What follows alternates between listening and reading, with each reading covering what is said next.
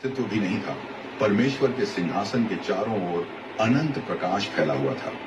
स्वर्ग का हर कण शांति, आज्ञाकारिता और महिमा से भरा था। उसी महिमा के मध्य चमकते हुए 3 प्रमुख स्वर्गदूत खड़े थे, माइकल, रफाएल और गैब्रियल और लूसीफर। लूसीफर, जिसे सवेरे का पुत्र, प्रकाश का वाहक कहा गया, परमेश्वर द्वारा बनाए गए सबसे सुंदर, सबसे बुद्धिमान और सबसे संगीत से भरे हुए स्वर्गदूतों में से एक था। उसके चारों ओर प्रकाश की किरणें नृत्य करती थी और उसके हर कदम से स्वर्ग के संगीत तंतु झंकृत होते थे। लेकिन धीरे धीरे उसके अंदर कुछ बदलने लगा। उसकी सुंदरता ने उसे घमंडी बना दिया। उसके मन में एक विचार ने आकार लेना शुरू किया, क्यों परमेश्वर ही सब पर राज्य करे, मैं भी तो राजा हो सकता हूं। स्वर्ग में ऐसा विचार पहले कभी नहीं उठा था। लूसीफर ने एक एक करके स्वर्गदूतों को अपनी ओर खींचना शुरू किया। उसने कहा, हम भी शक्ति रखते हैं, हम भी महिमा के अधिकारी हैं, क्यों केवल वही सर्वोच्च हो, क्यों ना हम भी सिंहासन पर बैठें। धीरे धीरे स्वर्गदूतों का एक बड़ा समूह लूसीफर से प्रभावित होने लगा।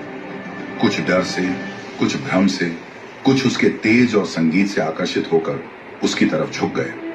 लेकिन स्वर्ग के दूसरे ओर महादूत माइकल अत्यंत गंभीरता से यह सब देख रहे थे।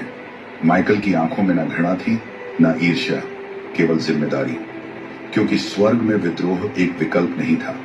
परमेश्वर की पवित्र उपस्थिति में अहंकार पनप नहीं सकता।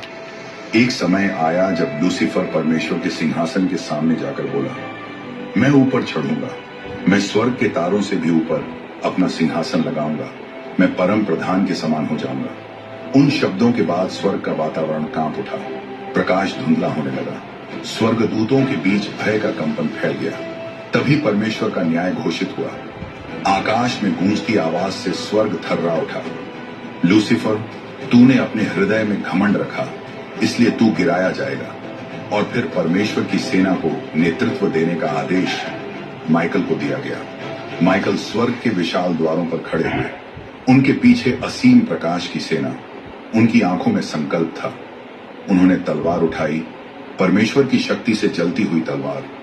और फिर माइकल ने पहली बार जोर से पुकारा, युद्ध आरंभ होता है। स्वर्ग के विस्तार में गर्जना फैल गई। लूसीफर और उसके साथ खड़े 1/3 स्वर्गदूत अंधकार की ज्वाला की तरह उठे। एक तरफ प्रकाश था, दूसरी तरफ विद्रोह।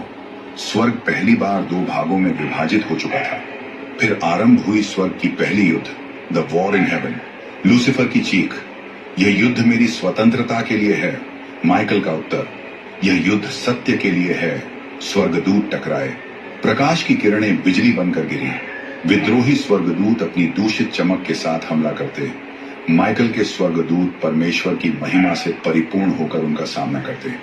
लूसीफर ने माइकल की तरफ देखा और बोला, तुम मेरा मुकाबला नहीं कर सकते, मैं परमेश्वर जैसा बनूंगा।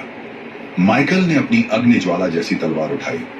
कोई भी परमेश्वर जैसा नहीं हो सकता सिवाय परमेश्वर के। एक विशाल टक्कर हुई, स्वर्ग कांप उठा, तारों की रेखाएं कट गईं, गैलेक्सी जैसी चमकें फट पड़ी।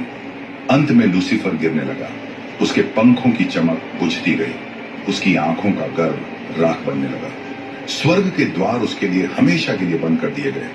माइकल ने अंतिम बार कहा, अपने स्थान से उतर जा, क्योंकि तेरा नाम लूसीफर नहीं है, अब तू सेटन कहलाएगा, वह जो विरोध करता है। और लूसीफर को स्वर्ग से नीचे फेंक दिया गया। स्वर्ग फिर से शांत हो गया, लेकिन वह पहली लड़ाई इतिहास में दर्ज हो गई, प्रकाश और अंधकार का पहला टकराव।